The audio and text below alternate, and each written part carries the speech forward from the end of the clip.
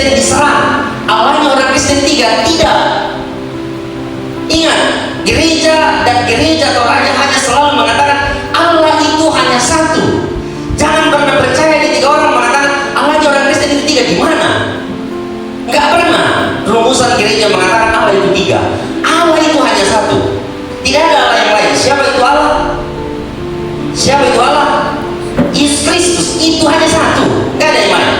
Jadi jangan terjebak dalam istilah Bapa, Putra, dan Roh Kudus. Itu rumusan bagaimana Allah menyatakan diri. Tapi apakah dia tiga? Tidak, satu saja.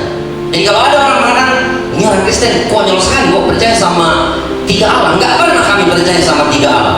Yesus Kristus itulah Tuhan dan Juru Selamat. Hanya itu Allah kami. Di mana yang lain? Allah itu hanya satu. Itu prinsip dari PGT. Hindari jebakan modalisme. Kalau ada orang yang menuntut teman-teman, coba jelaskan ke saya bagaimana menjelaskan tentang Tritunggal. Kasih tahu dia, kalau kau mau pahami Tritunggal, imani dulu, jangan pahami dulu. Ditukar ya, jangan paham dulu baru imani. Imani dulu baru kau bisa paham. Tritunggal itu ada di situ. Saya beriman kepada Allah, karena itu saya pahami apa itu Tritunggal. Kalau saya tidak beriman, tidak mungkin saya paham.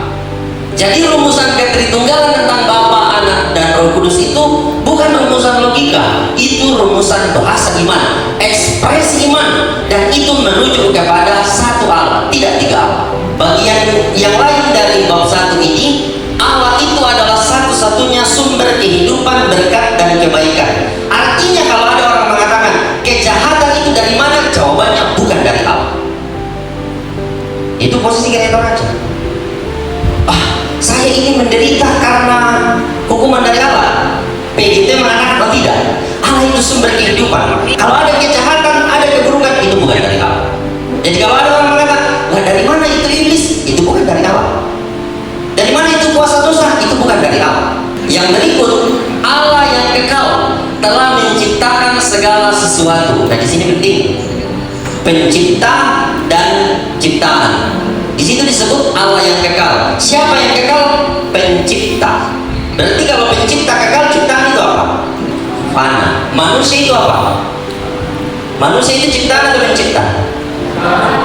Berarti manusia itu, berarti kita mati karena kita ciptaan. Jangan pernah mengatakan kita mati karena kita berdosa.